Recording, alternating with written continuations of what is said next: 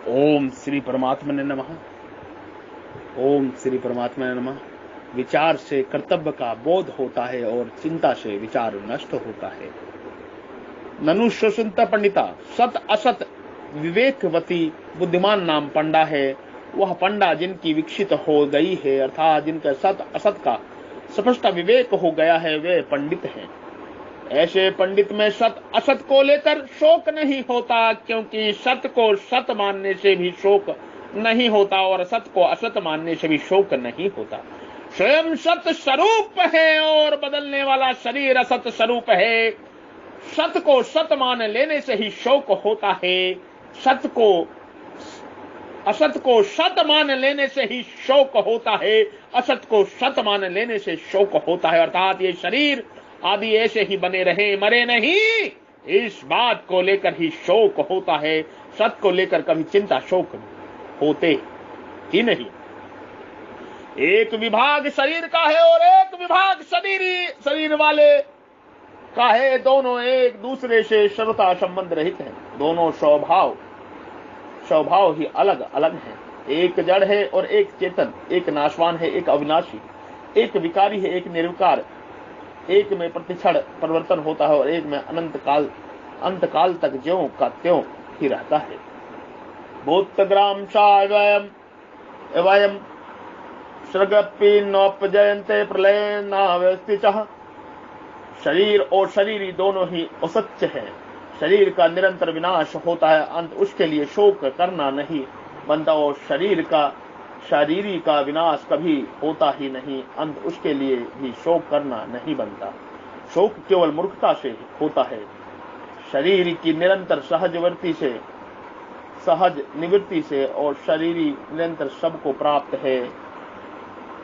शरीर और शरीरी के इस विभाग को जानने वाले विवेकी मनुष्य मृत अथवा जीवित किसी भी प्राणी के लिए कभी शोक नहीं करते। उनकी दृष्टि में बदलने वाले शरीर का विभाग ही अलग है और ना बदलने वाले शरीरी का अर्थात स्वरूप की सत्ता का विभाग ही अलग है। गीता का उपदेश शरीर और शरीरी के भेद से आरंभ होता है। गीता का उपदेश शरीर और शरीरी के भेद से आरंभ होता है। दूसरे दर्शनानिक ग्रंथ तो आत्मा और अनात्मा इदताम वर्णन करते हैं, पर गीता इदता से आत्मा अनात्मा का वर्णन न करके सबके अनुभव के अनुसार देही शरीरी का वर्णन करती है। यह गीता की विलक्षणता है। साधक अपना कल्याण चाहता है तो उसके लिए सबसे पहले यह जानना आवश्यक है कि मैं कौन हूँ, मैं कौन हूँ, मैं कौन हूँ, मैं कौन हूँ, मैं कौन हूँ, मैं कौन हूँ, मैं कौन हूँ, मैं कौन हूँ, मैं कौन हूँ। अर्जुन ने भी अपने कल्याण का उपाय पूछा।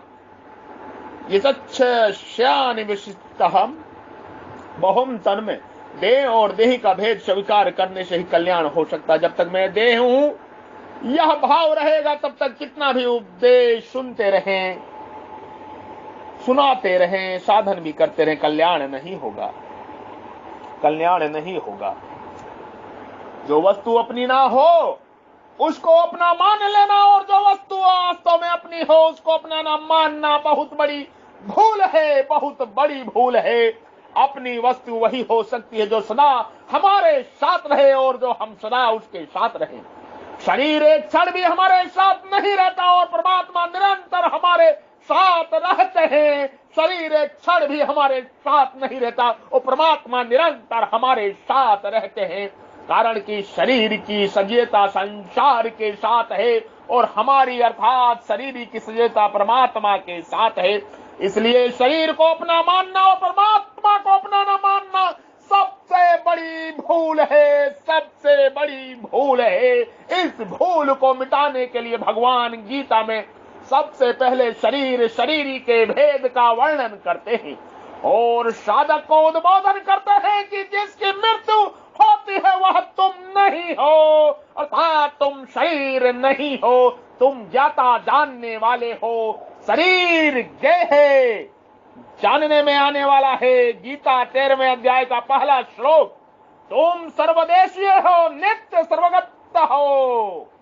गीता येन श्रीमदम ततमः, शरीर एक देशीय है, तुम चिन्मय लोक के निवासी हो, तुम चिन्मय लोक के निवासी हो, तुम चिन्मय लोक के निवासी हो, तुम चिन्मय लोक के निवासी हो। शरीर जड़ संसार निवासी है, तुम मुझ परमात्मा के अंश हो, तुम मुझ परमात्मा के अंश हो। ममे वंशी जीवलोके, ममे वंशी जीवलोके, ममे वंशी जीवलोके। गीता शरीर प्रकृति का अंश है। मन षष्ठानि इंद्रियाणि प्रकृष्टः, तुम निरंतर अमरता में रहते हो, शरीर निरंतर मृत्यु में रहता है। शरीर की क्षति से तुम्हारी किंचमात्र भी क्षति नहीं होती। अंत शरीर को लेकर तुम्हें शोक चिंता भय नहीं होना चाहिए। शरीरी किसी शरीर से लिप्त नहीं है, इसलिए उसको सर्वव्यापी कहा गया है, सर्वगत। येन सर्वदम ततः, तात्पर्य हुआ कि साधक स्वरूप सत्ता मात्र है, अतः वास्तव में यह शरीरी शरीर वाला नहीं है, प्रत्युत अशरीरी है।